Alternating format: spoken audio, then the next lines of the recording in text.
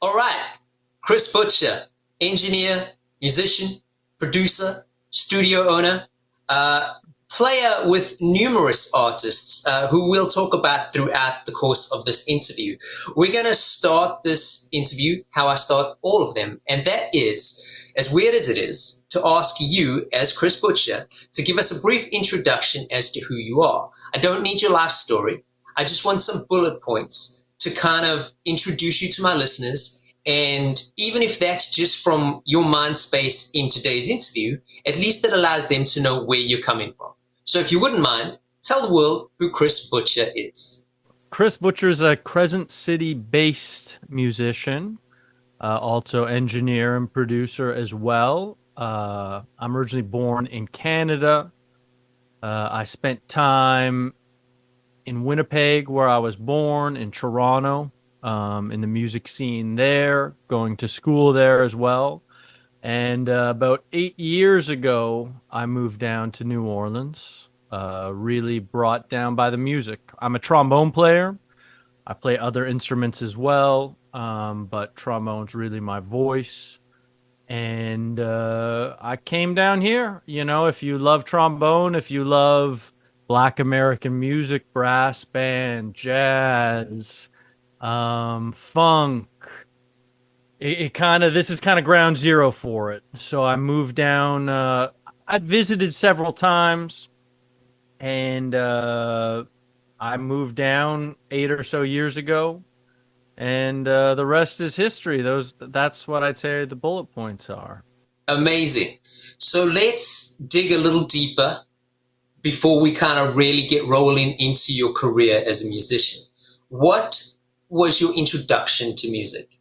Was trombone your first instrument? And once you kind of really got deep into that music bug, was there a pivotal moment where you maybe thought, oh, I'm totally doing this as a career? And if there was, can you share it with us?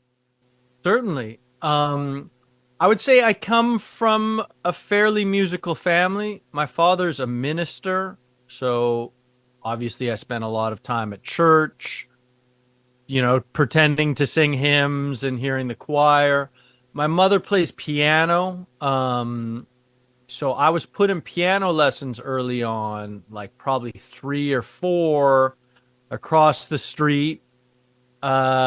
And I remember liking it. You know, I got this book and I went across the street and I'm playing these little kid songs. But I remember a pressure early on of, oh, well, we're paying for your piano lesson, so you have to practice for 30 minutes is the minimum. And Eric up the street, he's practicing an hour a day. So are you taking this serious? So early on, I kind of like, I want to go ride my bike, or I don't tell me what to do. So the early piano lessons kind of fizzled out pretty quickly, even though I remember liking music and enjoying them. Just maybe it was a little too early. Maybe it was the wrong vibe from my parents. So that was my early on musical experience. My father was a big music fan, so every time there was a jazz vespers service or anything, he would go. My mother loved classical music, and she'd always play that on the radio. So I'd say that's my earliest memories. When I got to grade 7 band, I got to pick an instrument, and I put trombone first. And that has to come from, I had a cousin who played trombone, a cousin, Darwin Baker, who him and his older sister actually played trombone in school band. And I remember he played the trombone at our house. And I was like, oh, this is cool. It doesn't have buttons, and it's got this big slide, and it's kind of loud. And everyone else in my family played clarinet. So I should say that my mother played clarinet. She's American and she's from New Jersey. And so she played clarinet and soprano sax in marching bands and school bands. And my brother and sister played clarinet because we had one in the basement. And I was like, too many buttons. I already play the recorder. Give me this big trombone. So I picked the trombone. Uh, I got the trombone because I think everyone else probably put saxophone or percussion on their instrument list. And I should mention I had my first band director is a professional musician in Winnipeg by the name of Darren Ritchie, and he's a great trumpet player. He taught school band, but he would be, if you went out to see music in Winnipeg, he was more than likely the trumpet player. Winnipeg Jazz Orchestra and various groups. So I remember, I should also say that, so in grade 7, I got put in grade 8 jazz band because of lack of trombones. And I remember I got the music and sitting in the basement with my mom, and she'd help me count the rhythms, or she'd play it on the piano with me. So I should mention, I was in a very supportive and musical environment, I would say. But hearing Darren play, it was like, whoa, this is amazing. This guy sounds great. Like you can do that. You can make the trumpet sound like that. And so I would say early on, that was probably the inciting incident. And I always enjoyed it from then on. From then on, my parents put me in trombone lessons. I'd go to music camp. I started playing piano again and taking piano lessons again to figure out the chords and the harmony. And that was certainly so I should give credit to my family in general and my parents specifically. They were always supportive. They took me to all the concerts and events and lessons and bought me we bought $100 trombone from a garage sale because my aunt found it, and my cousin went and tried it and said this works. So I was in an environment and I have other cousins who are musicians as well, even to this day, and military musicians, touring guitar players. So I would say, and other family that are visual artists, etc. So I'd say it was a supportive and great artistic environment for a kid. That's amazing, man. Just because I'm unaware or uneducated in that field, what is the music education system like in Winnipeg? Obviously, so they have it in schools. I picked that up from your answer there. But away from that, I grew up, I'm not going to talk about all of that, but there was there was no music in the school where I grew up. I mean, the first time I took music lessons, I was already a teenager, and you had to find somebody out of school, to do those lessons. And it was near impossible. I mean, we're talking pre-YouTube and all that stuff. And it was always like word of mouth. So this guy knew a guy who maybe could teach something. And if you were lucky, they took on their like half a dozen students, And I just remember it being quite a struggle. So like my beginnings were quite different. But since living here, everyone's always like, man, when I was doing music in school, and I was like, they didn't do music in school with me. I remember having one recorder lesson. They made it a day. And then I think there was a day where they like maybe let us play with triangles. I mean, I'm talking real formative stuff, And though, you're a kid, so you don't think anything's cool about a triangle. You're just bashing away until you realize that there's actually nuances to that stuff. But it sounds like they nurture young music development, which is amazing. Yeah, I mean, certainly through elementary school, there's those basic music classes of singing a song, clapping, maybe even talking about form, and I had those, and that was in the school, and that was good. But typically, you would start school band in grade 7. Most junior high schools would have a music program, but again, it's largely elective, meaning not everyone is in school band. You might be in theater instead.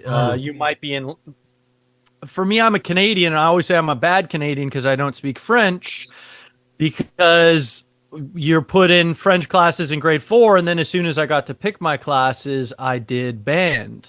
So I had other friends who did French and then are bilingual and got a government job. So there certainly are school music programs, and you can take that 7, 8, 9, 10, 11, 12, and their jazz band might be a class, or it might be after school or before school, or wind ensemble may be after school as well, or choir might be after. And there certainly are pathways for the kids growing up. Largely, I would say, other places in Canada might have differing experiences, and different resources, but certainly that was there, and that was a path that I picked and took. I think in particular, having a professional musician as a teacher, which is probably pretty rare. Most of the other band teachers would be people who not necessarily spent time as professional musicians. Yeah. So that was noteworthy. That being said, I look at New Orleans, and again, there's adversity, etc. Quite often people start school band or have the ability to join a band before grade 7. I'm not super familiar with the education system in the schools here, and obviously there's issues post-Katrina and with change. But and the other thing here is, I always when I was a kid starting early on, I remember seeing a Jazz at Lincoln Center broadcast where they got the young trumpet players on it, and Trombone Shorty played more trumpet than, they had, I think it was Brendan Lee, Dominic Farinacci, who might have been, 18 or 16, and they had Trombone Shorty come out, and he's my age. He's literally a week or two older than me, and he was out there at 12 years old, 10 years old, kind of mopping the floor, sounding like himself and Louis Armstrong. Yeah. So, when you see something like that, it's like, oh, I just started playing trombone, 6 months ago, and this guy sounds like Louis Armstrong, and he's my age. So certain that, we have to credit the family and the oral tradition from here, and his older brother James Andrews. Here, the music, it can be something you go to school for, but you might just play in a brass band because the rest of your family plays in a brass band, and you learned all the instruments by ear as soon as you could pick them up. Yeah. So if I look at that tradition, I'm like, well, I didn't have that. I didn't. I'm like, yeah, my mother could play my stage band arrangements on the piano, and that's amazing. And she could count the rhythms and tell me the notes, but I wasn't learning Little Liza Jane by ear as soon as I could sing or talk. Oh yeah, the musicianship is next level. So let's actually bring it to this. So you mentioned that the music is one of the reasons you were here. I'm assuming that's the reason you relocate here. If I'm wrong, I do apologize. But let's talk about the relocation. Once you decide to make the move and you immigrate and all that kind of stuff, what is your plan if you have one? How do you go about networking? Can you give any potential listeners who are looking to relocate, not necessarily to New Orleans, but just wherever, on maybe steps that they could avoid or not avoid, etc., to make their lives easier if they are relocating to a musical city? Certainly. One thing I should note between that, I moved to Toronto in my late teens and played. So I feel like I've relocated a lot.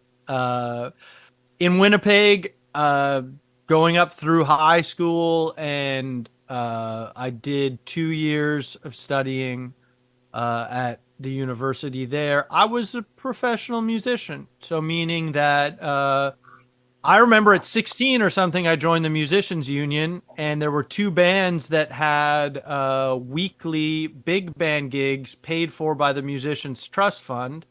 So I'm 16, I'm driving my parents' car, and I'm making $300 twice a week, going and reading big band music with amazing musicians. I'm like, this is amazing. Yeah. It's all been downhill since then, So I relocated to Toronto. I finished my studies there at a school. That was largely because I felt Winnipeg is an amazing city. It even has an amazing musical history in rock and roll. We've got bands like the Guess Who, the Bachman Turner Overdrive, Neil Young. There's a guitarist named Lenny Breau. So it's kind of an unknown city to some extent, but it was always a major city, working class, kind of Midwest. In Canada, we call them prairie vibes. But I moved to Toronto. Toronto's like the New York of Canada, in that, like, it's where all the money is. It's where largely the immigration is. It's very diverse and people from all over the world.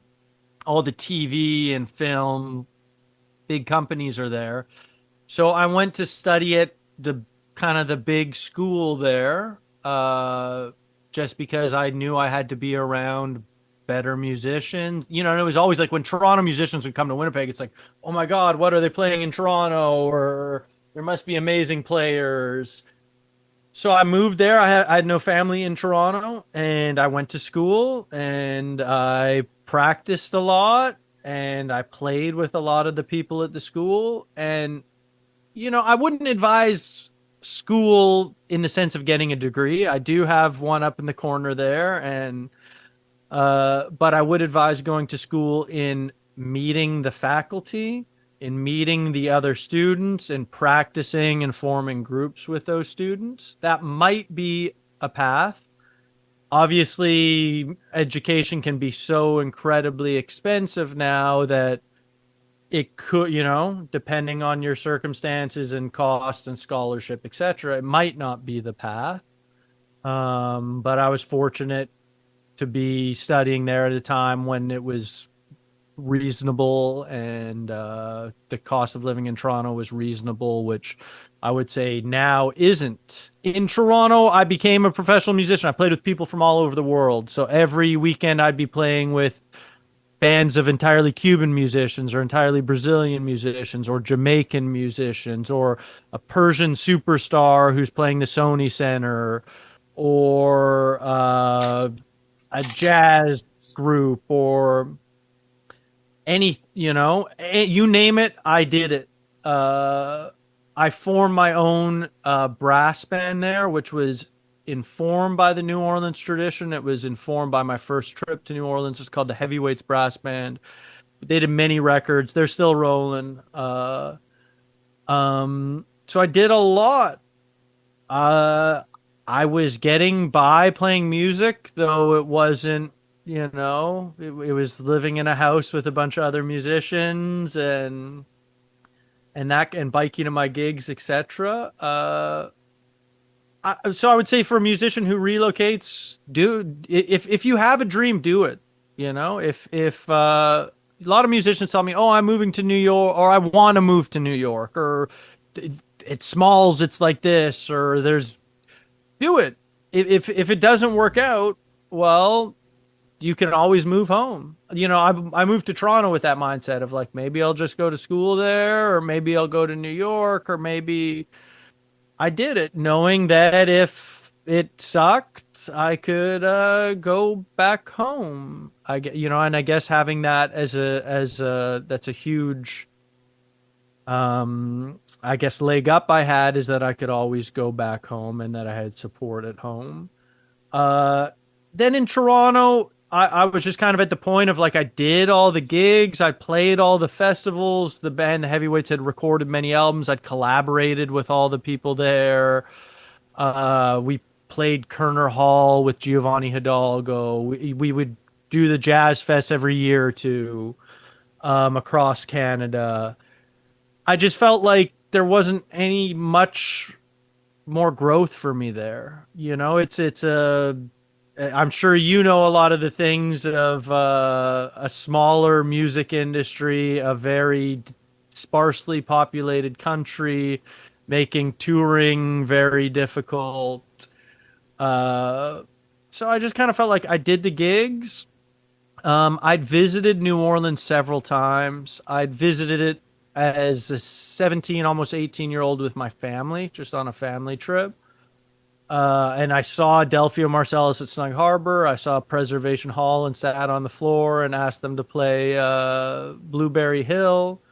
I saw actually I saw brass bands at the corner of Canal and Bourbon of like kids my age. Like, what is this? You know, they're like playing songs without music and blowing their brains out. And I think one of them was with Eugene Grant, Little Satchmo, who's still one of those. He's still out there, dude. Yeah. So, yeah, I'd seen New Orleans. I had a brass band that was in Canada, the premier New Orleans brass band, and it was just kind of like. Then I had several times where I was playing with other artists. I was touring with other artists in Canada. I would come down to New Orleans whenever I had the chance. So maybe I went on tour for 3 weeks and subletted my place for the month. And then I just fly to New Orleans and stay at the India House Hostel for a week and, you know, sit in. Or one of those trips I sat in with James Andrews that I went to Midsummer Mardi Gras, just walking around, and there's a band on the stage, and I have my trombone. And I remember I'm like, and James is like up, and some other people in the band, obviously I didn't know anyone, were like, you know, we have 3 trombones. And James is like, get up here. And then, you know, I remember after the gig, him asking me for my number and being like, you have a voice on the trombone. And, you know, so I'd came down, I'd experienced that. I'd sit in at places over several trips. And I just kind of reached the point. I have a partner who we live together in Toronto, and her name's Yadira, and she's originally from Cuba. And she was kind of feeling tired of Toronto. Which I'm not here to rag on that city. It's a great city. It's a beautiful city. Yeah. Great city. So, you know, my mindset then was if we packed up all our stuff in a U-Haul and drove here. I had American citizenship from birth. There's a million Canadians living the dream in the States at different levels of legality, or that the United States attracts a lot of musicians and a lot of great people in any field, or it did. So I had a lot of friends down here trying to do their special talent visa, or whatever, doing it on the AFM visa. And so my mindset was just like, I'm going to go down there. I'm going to play. If it doesn't work out and it sucks and I don't like it and I can't make it work, well, I'll be back in Toronto, and 6 months later or 2 months later, I'll be doing all the gigs that I used to do. So it was, I have many friends and mentors. I have a big mentor. He just came down for a documentary shown about him at the Black Film Festival here in New Orleans. His name's Jay Douglas. Okay. And I used to play in his bands in Toronto, and he got me working on production work for him and other artists in his circles.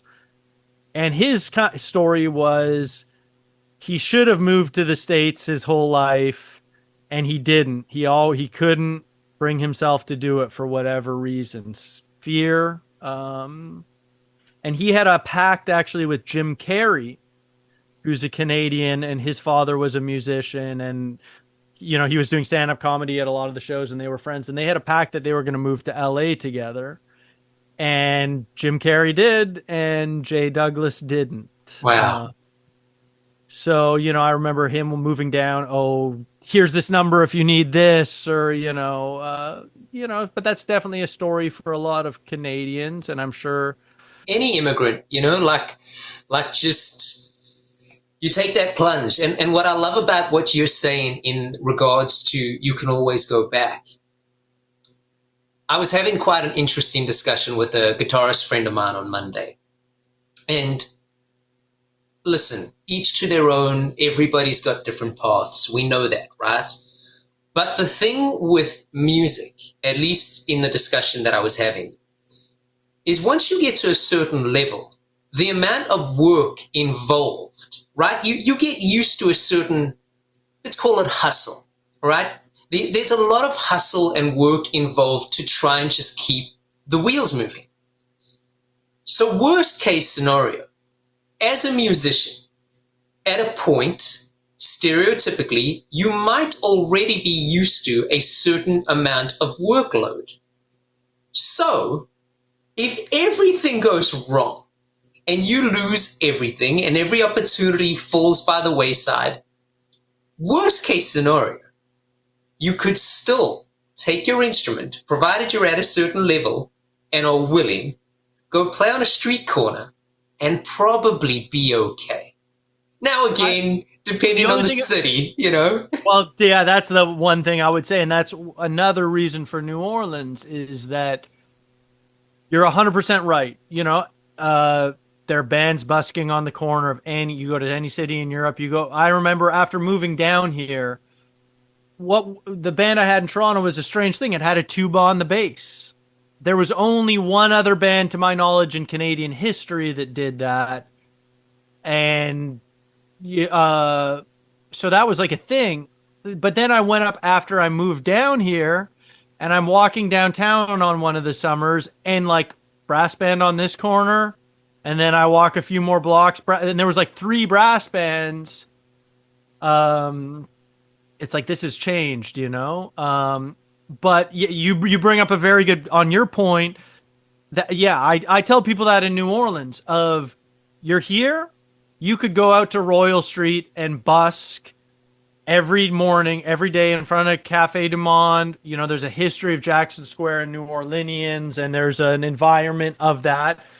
In New Orleans, we have Doreen Ketchens, who has established a real career from busking on the street and largely avoids playing clubs and festivals, with exceptions, because she can go out when she wants. She makes all the money. It's largely a family band. They split it a certain way.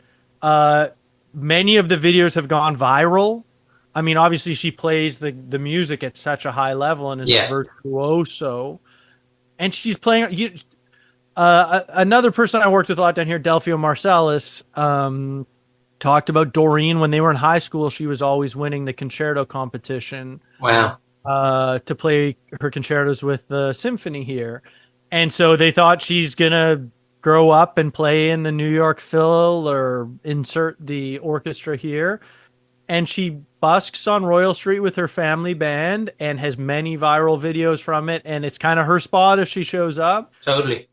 So in New Orleans, you could go out and busk every day and make your $50 or $150 or $30 and rent a house with musicians and get by. And then you could start getting gigs on Frenchman, and you could go out to Frenchman. When I moved here, that's really what I was doing, was just going out to Frenchman Street.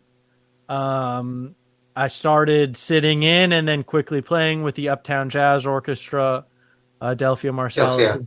And I learned a lot from the Tromé brass band. Shamar Ellen was leading it largely at the time at DBA, and I would go and sit in there most weeks. And then Benny Jones hired me for my first gigs in New Orleans a few weeks in at the Blue Nile. And that was before I moved here. That was when I was visiting.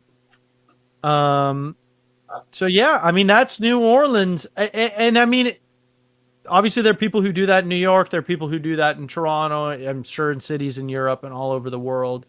New Orleans has that thing where it used to be, or it's a more affordable living place, and it certainly has a culture of music and tipping musicians. So that's harder to do in LA. It's harder to do in New York, though it does happen. But you're totally right in that if you want this bad enough, get your butt out on the street, play that music, hustle that tip jar, and I mean, hopefully it'll only be up from there and making connections and choices from there. But that's a very good point, Travis. Well, look, I don't want to stay on this for too much longer because I want to actually talk about some of your career while I've got you. But last question in relation to location. Nowadays, with the internet, social media in particular, do you still feel like location is key? And if someone doesn't want to locate, or maybe doesn't have the resources, or has those feelings of doubt and they just don't want to quite take that plunge, and they decide to try and use these resources for marketing, what would you recommend they do to try and help market their skills? That's a good question. It varies. You know, there are a lot of people who pretend they live in New York City and they don't. I've had that conversation with a major. I was doing a similar podcast, and they said, "Don't say I don't live in New York. Like, cut that out." Because I've never heard that. I'm sorry, I don't mean to interrupt you. I've never heard that. Yeah, I've heard. Actually, I'll give you some other examples. But this was an artist who had spent a lot of time in New York, in kind of like the smoke, jazz, Gregory Porter, that kind of Harlem scene, and they were then at that point living in Texas because probably easier access to the airports, probably bought a big house. Yeah. So they were still having it be perceived that they lived in New York, but they weren't. And that's actually, I think, more common than you would think. A lot of artists go to New York and record an album with all New York musicians and live in France. Yeah. Or a lot of Canadian musicians go and record an album in Nashville with all the top session players and then market it as Calgary, Alberta. So I think those are things certainly you can do. And even earlier on in social media and the internet, I feel Canadian artists have always played that a bit because we're so close and we're so similar to America. But there's a great pianist by the name of Paul Bley who played with Sonny Rollins. He was actually in Ornette Coleman's band before they kind of broke, kind of like the avant-garde piano player who's Canadian, and he would get a U.S. Mailing address or P.O. box, and he would tell people he's American. And he worked with a mentor of mine, James Bennett and Larry Kramer, and that's what he told them early on. Get a U.S. P.O. box. Don't tell people you're from Toronto. Don't tell them you're from Montreal. You know, have a friend in upstate New York. Get your mail or a P.O. box and say you're American. Wow. Nobody wants to hire Canadian jazz musicians. If you want to hire somebody, why would you hire somebody from Brampton, Ontario, when if you're flying them, you might as well fly them from New York. Yeah, that's true. You know? You do you, and you find your own path, but those are all, you can get P.O. boxes, I guess that doesn't even really matter anymore, but, yeah, I mean, I've had other friends send me stuff of like, who's this artist? And you go to an alto saxophone player's website and it's like about how New Orleanian they are. And I don't know who this person, like I've never heard or seen this person. You know, I'm not judging. Oh, no. Maybe they went to UNO for 2 years and then moved back to North Carolina. Yeah. And that's fine. I'm not here to play who's more New Orleans than who. Yeah. But, you know, a lot of artists here live in Slidell or Mandeville or Mississippi because car insurance and housing prices are lower. Yeah. Up to you. So, I mean, there's stuff pre-social media. I certainly think that social media, I mean, a huge thing is you could watch every second line on YouTube. You could watch every Kermit Ruffins gig on YouTube, or like, you know what I'm saying. You could follow him on Facebook, on Instagram, and know who sat in with who yesterday from Australia, or you could learn the song that they played on the gig. So I mean, I think that there are great.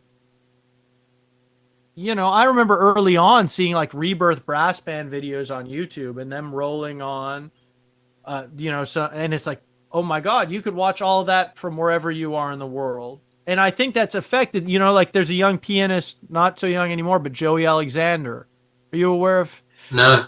I'm not sure if he's from the Philippines or somewhere in that region. He was like a kid who at 5'10" learned all that music from YouTube. Wow. And then next thing you know, he's playing with Wynton Marsalis at, you know, so I think that that's awesome that the whole world, I mean, that's the positive thing about the internet is that, you can learn how a Trinidadian cooks their food, or you can, you know, watch anything that interests you from around the world is there. That also being said, I feel like this city in particular, New Orleans, is just so hyper local. You know, you could live in Houston, Texas and pretend you're from New York if you lived in New York for 10 years. Probably nobody would know the difference. Yeah. There's something about New Orleans where, there's Kermit Ruffins only exists here. James Andrews only exists. Like, what I'm saying is there's not, you can't fake that. Yeah. You know, Trombone Shorty, Troy. These are people who are products of their environment, and you can play their songs, you know, but this city is, I think it's one of the most hyper local cities in the world, if that makes sense. Yeah. You go to Baton Rouge, nothing like here. You go to Pensacola, you go to Metairie, Kenner, Slidell, Mandeville. Not, you know, it's not going to be the Young Fellas Brass Band on the corner. It's not going to sound like the Young Fellas Brass Band on the corner. Frenchman Street. Yeah. Other cities have, you know, in Nashville they have theirs, and Austin, you know, Broadway, and whatever it is in Austin, and I mean they're you know, but it's just nothing smells like Frenchman Street. That's true, dude. So your own path, whatever. If it involves visiting that city and recording your album, that's great. If it involves watching all the stuff in social media from that city, that's great. But you know, you can be a Canadian pretending to be an American. I mean, Paul Bley did it in the 50s or the 60s. So yeah, that's wild, man. I mean, I've heard stories. I've actually known guys to do it.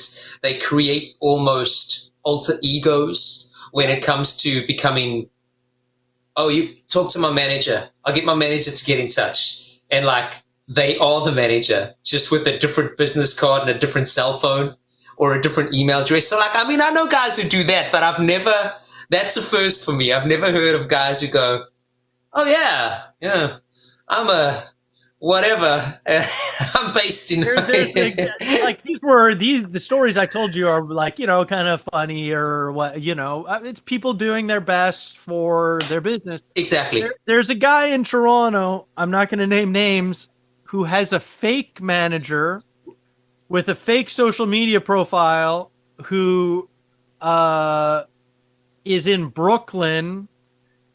And it's just like he literally does posts on, like, if somebody does a review of his album, he'll show up as his manager and write like, oh, well, you didn't understand this. And he's actually the first call trumpet player with Quincy Jones. Yeah. And, you know, like just like absurd, blatant lying through, you know, through the internet. That is a thing. You know? It's a thing, you know.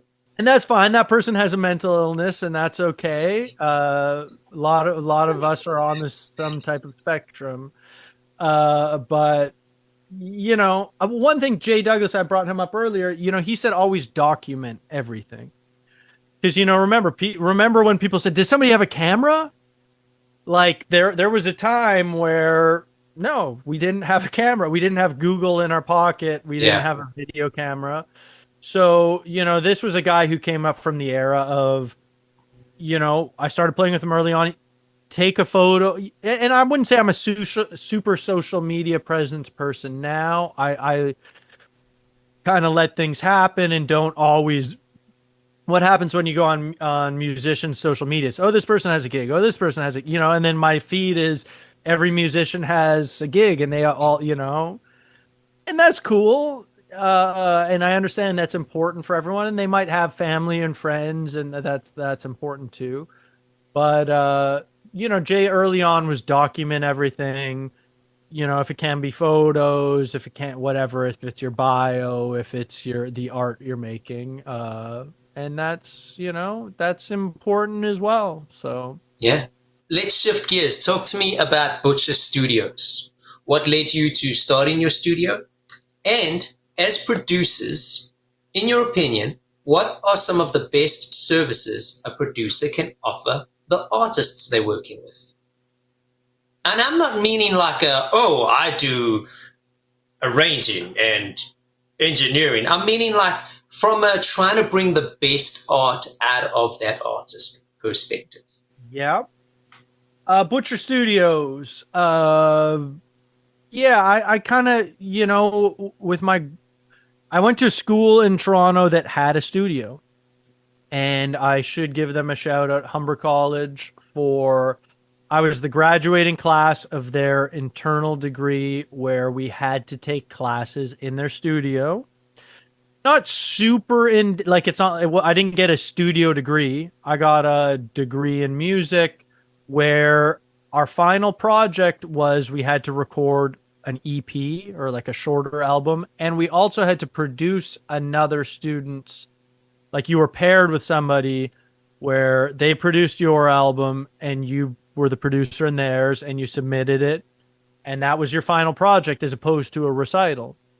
And you got what it was, 2 or 3 4-hour studio sessions or something. And they had workstations where you could do edits, and we had to, so that was a huge influence on me. I'm always a musician. I'm always a trombone player. And I remember going there like Pro Tools and what's a fader and where a lot of the other kids maybe had GarageBand or Logic. And I don't know. I just never been around that or never even really thought about it. So that certainly was influential. And then when I started making albums with my group, it was like, this is expensive. I could do the edits, as opposed to paying someone else to edit the crack note or the horn timing or whatever. So I hacked, I got the student pricing on Pro Tools because I'd already graduated, but I got a friend's student information and got Pro Tools for a reasonable price and started doing that. Then I'd say it was just a slippery slope from that. You're doing the edits, and then I'm going to every mix session and I'm asking a million questions and I'm seeing the guys do that. And then you're buying an SM7B, and then you're buying a ribbon mic, and then you're buying the 8-channel interface, and then you're buying, and then next thing you know, so yeah, it was largely that. I started tracking trombone at home for people. I remember I got called in like $50, come in and play this lick. Those were my early experiences where going, and that was actually a studio, but quite often it was going to somebody's basement and for $50 or $100 and you'd put a solo on their production or whatever, or play a part that was printed from the MIDI part of, that was all 64th note. Yeah. And, it's weird. I feel like we've spoken about this before. just, that was that. And then, and I actually early on, like there were songs, there's a huge artist by the name of Elvis Crespo who has, if you've ever heard Latino music, there's a song Bésame, by him that's like played at every party. And that, no, it wasn't the first time I got called, but I started doing horns for these guys, Fido Blanco and Sensei Musica in Toronto. And like probably the most heard song I've ever been on was like me tracking 3 or 4 trombones from my house for his song. It's Si tu novia no te llama, your boyfriend doesn't call, which is, whatever. It's got millions of views on YouTube. And it's, probably this SM7B at my old apartment. For them, it was just like, we laid the horns in MIDI. Can you get this to us tomorrow? Yeah. And we'll get you $100. And that was probably, so that was that. When I moved here, I started, I was playing with traditional New Orleans music, and I started, I have 6 mics. So we can do that in our kitchen or our living room, so I have to give a big shout out to my partner Yadira, who's allowed that to happen.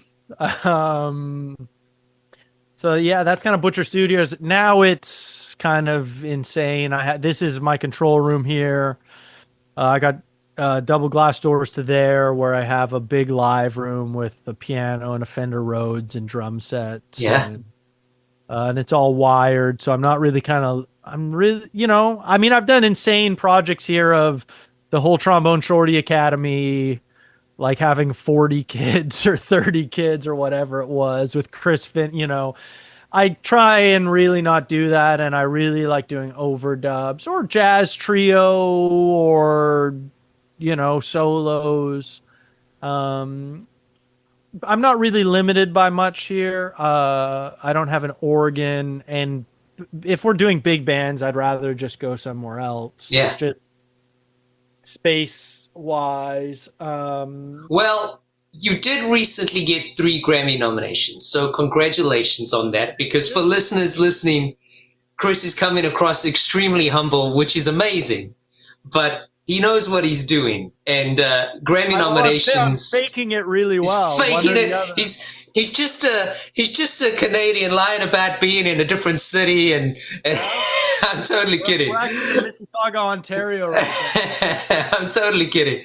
Okay, but so what are some of the characteristics you bring, or try and bring? And obviously, it'll be different for the different artists. But what are things that you feel help? I'm a musician first and foremost. I've always kind of brought that. I feel that most people are, most producer, engineer, even all the great engineers I've worked with will be like, oh, try this vocal harmony. And it's like, oh yeah. Or like, I was actually a drummer, and like, and people who like may only be known as an engineer, you've never seen them play drums or play an instrument, tend to be great musicians. Even like Rick Rubin, who in every interview with him is like, oh, I'm not a musician, I'm just about the vibe, I'm just about maximizing the thing. I saw an interview with him recently where they're like, well, who played guitar on this? Oh, it was me. Oh, okay. Who did this drum loop? Oh, yeah, it was me. I did that on the turntables. So, yeah, you read his book and it's all Zen, get out of the way. And yeah, that's a good mindset to have. But he played guitar on the early, what's the rap group? Beastie Boys. But, Beastie Boys is the name I'm looking for. And he hooked the drum loop up on the turntable. So he can say that, so I'm a musician first and foremost. So that comes with a lot of, I can hear harmony and I can hear melody and I can hear those things. But also I think having the mindset of not letting that get in the way. Sometimes you get the musician, oh, I just learned voicing something in fourths, or, oh, I just learned this hot lick. No, I mean, the most important thing is the emotion of the song. Is do you have a good song? It's not the microphone. It's not the trombone player. It's things like that. So having the mentality of a musician, but not letting it get in the way. As an engineer, my main job is to hit record. Yeah. So what I try and do is be set up to hit record and then largely get out of the way. Though there are times, it's having that. I think it does take a good balance of both confidence and humility, and you need to know when.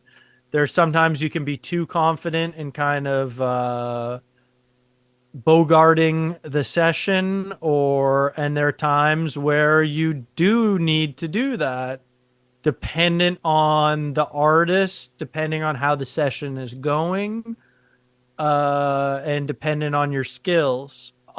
My favorite stuff is when a great band comes in here and I set up and I hit record and maybe I swap a mic out or something stupid but they play great music. Yeah. And I just sounds good next, because sometimes you might be like, oh, you're missing the forest for the trees and give us a different solo, or that note's out of tune. How are we going to hook that? Yeah, there are times where you need to get into the nitty gritty. I think, you look at somebody, I have a lot of producers that I love. I mentioned Rick Rubin. Daniel Lanois is another Canadian who spent time in the Crescent City, who certainly has a sound and gets great music. Quincy Jones is an artist you can't argue, who I've had the fortune of working with or meeting with, a Canadian singer by the name of Nick Yanofsky. He executive produced her album. I used to put horn sections together for her. So I did 2 days of him introing the band and hanging out with him. That's cool. His books are hugely influential. He talks kind of what I'm talking about is get great musicians and get out of their way. Yeah. To me, the Quincy Jones thing is, okay, you get the best key, you get Greg on keys, you get the best. He says in his book, I'm not going to tell the bass player what to play. We might have a chart with the lick or the form or whatever. And he doesn't want, the bass player spent his whole life, if you got to that, to be on a session with Quincy's like, don't tell me about a note you're changing, like you do the absolute best. And to me, that's Quincy, is you get the best in every position. You get Bruce Swedeen engineering. You get Jerry Hay to play and arrange the horns. Yeah. Quincy is, yes, comes from being a musician and is a trumpet player and a iconic arranger. Yeah. But really, his success is getting the right people in the room. A producer, an early production. There's a producer by the name of Billy Bryans who passed away. Known a bit in Canada, had some hits with the Parachute Club, and he put me on a session with some amazing Cuban musicians when I was young. Some of the absolute best. I think it was Changuito on. It was Hilario Duran, Elmer Ferrer, all these top people. And so he called me. I made the session. I'm there. I'm playing. I remember when everybody showed up, he's like, my job is done. He's like, we got the right musicians in the room. He didn't really say a word from then on. Amazing. That's his main thing, is getting the right people in the room. So trust the people you're with. If it's not, if you don't get it in a couple takes, what's going on? It's either it's the wrong musician that you hired, or something in the concept is wrong, or you're not communicating that. Yeah. So get out the way and having that balance of, Herlin Riley, one of the great New Orleans drummers, he always talks about having equal parts confidence and humility. And a drummer, that's 100% what you need from your drummer. Is confidence to say, this is great, this is killing, but also the humility to say, am I playing, am I supporting people in the right way? Is this about me, or is this about the vocalist or the soloist? Yeah. So yeah, just treat it like that. Get the best people in the room. Quincy talks about leaving space for God to come in. I don't like being on sessions where there's bad vibes. There's some people usually they aren't the people at the highest levels, but there's some people who are known as producers who have bad vibes in the studio, and that isn't good enough, and they're putting this person down to make themselves look better. Yep. A lot of musicians do that. A lot of leaders who are lacking, to me, a great musician brings their best, and then they allow the other people to bring their best. Yeah, they might say, consider this, or don't play that, play this. But at some point it comes down to you either hired the wrong person, or you have an mental health issue that you need to address. So I agree, man. Look, I know we're starting to run real close on time here for you. So I'm good. I can roll. Okay, well, I'll try 10 minutes tops. Okay, I'm gonna narrow this down to possibly the last 2 or 3 questions. First being, if you had the ability to change one thing in the music industry in a positive way, what would it be? Ooh, if I had one thing I could change.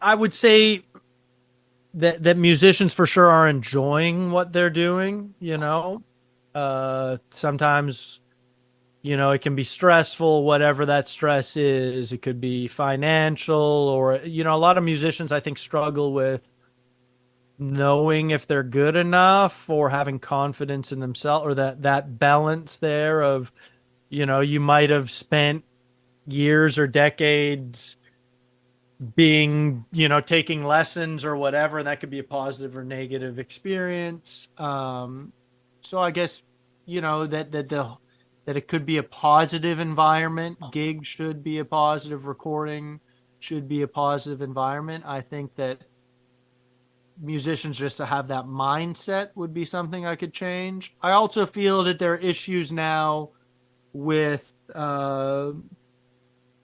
streaming and the way the industry is set up that way, in that, I make a lot of albums here and I'm fortunate, but there's so much going out. Is it, I've been thinking recently, like, whatever your Spotify or your Apple Music or your Tidal, whatever that fee is, it's $11. Does that make sense?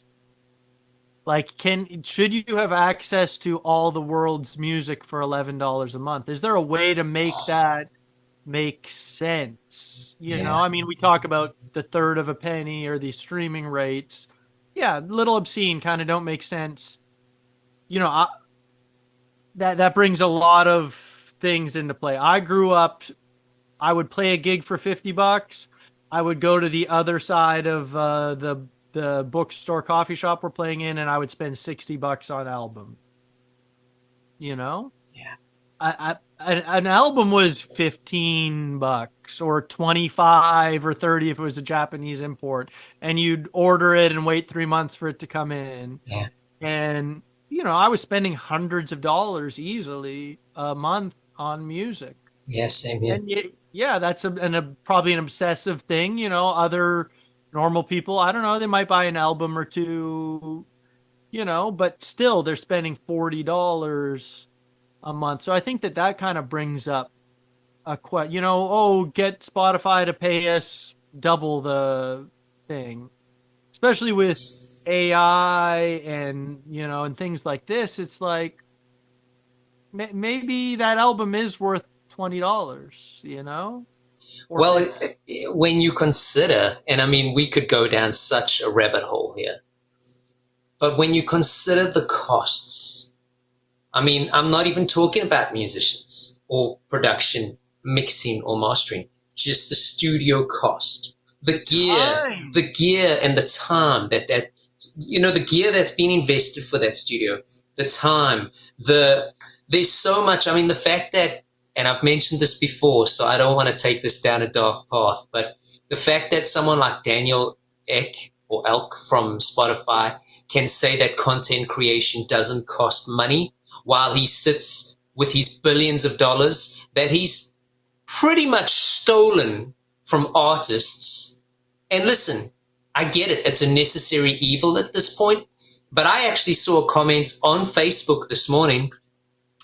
This one artist, the singer-songwriter that I follow, put out a record, came out today. And I was reading the comments. And some guy was like, it's not on streaming services yet. There's no way I'm going to buy it if I haven't heard it. And I'm thinking, that's the problem right there. Because I get that you maybe don't want to, and I'm going to use this word very lightly, waste your money. But I come from a place very similar to what you're talking about, where if I liked an artist, or even if I was just intrigued by the artwork, I was buying that record, that album, that CD, that cassette, whatever it was, whatever the format, didn't matter. I just wanted it. And even if I didn't like it on first 10 listens, there's still something to be learned from it, especially if you're approaching it from a musicianship mindset. Now, I get that not every consumer is a musician. They want to buy it because they like it or they whatever. But, dude, I saw that comment and I was like, wow, hey, people can do some very interesting things. People on the internet, it's like they're almost the worst in a lot of the time. So I would say, the studio here, I charge on the front end. I charge an hourly rate or a day rate, and I look at I've been involved in a lot of amazing music. But I always tell people here, like, can you get a grant? Like, there are resources here, though, unfortunately, the United States doesn't prioritize that, even though it straight up is economic. Yeah. This is a great way to put that money right back in the grassroots of the economy. Is get an artist to make an album or to make art, or so I always tell people here, like, we should do this album, but maybe you should be applying for grants, which is a bummer. And I understand that convincing somebody that they need to give you money to make your art can be a total Debbie Downer. Yeah. But if you can subsidize that album through a grant, then it can make economic sense, because it's not going to make economic sense from the streams that you're doing. Not at all. Almost impossible. Chris, what do you think has been the hardest part about being a career musician for you personally? I would say you have to be able to deal with adversity, but the thing that's great about a corporate job is that here's your salary for the year. It's paid every 2 weeks into the same, you fill out your payment information once, and it just, you don't file your payment information for every half day. And then there's always an issue, it's coming next month, or, so I would say you have to be able to,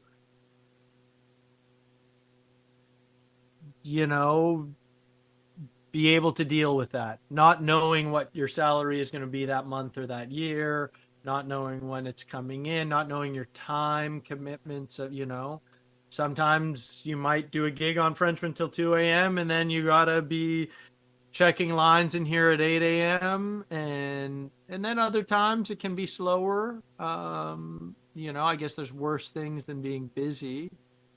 So that I would say is one of the more difficult things, you know. So I would have to give shout out to the support of my family and my partner Yadira, who help. Amazing. You know, yeah, I would say that that's one of the more difficult things. My last question for you. What do you think has either been the best piece of advice you've ever received in regards to your music career? Or if you can't think of something specific in that regard, maybe something that might serve as good advice to up-and-coming musicians that you've learnt along the way that you wish you had received as advice. Make sure you enjoy the journey, you know, and always leave time for your health and downtime, because in the end, you know, what do you have? A Grammy nomination or an album with a certain number of streams or people singing your song. So make sure you enjoy the journey and the people there along with you on the way. Beautiful advice. Chris, this has been a blast, dude. I feel like we could have kept going. I thank you for your time. Keep up the good work, man. And, you know, just keep on making good music with good people, brother. Thank you, Travis. You too. It's been an Thank you. honor, and I'm sure we'll be doing it again soon. Definitely, man. Peace. Peace. Yes, sir.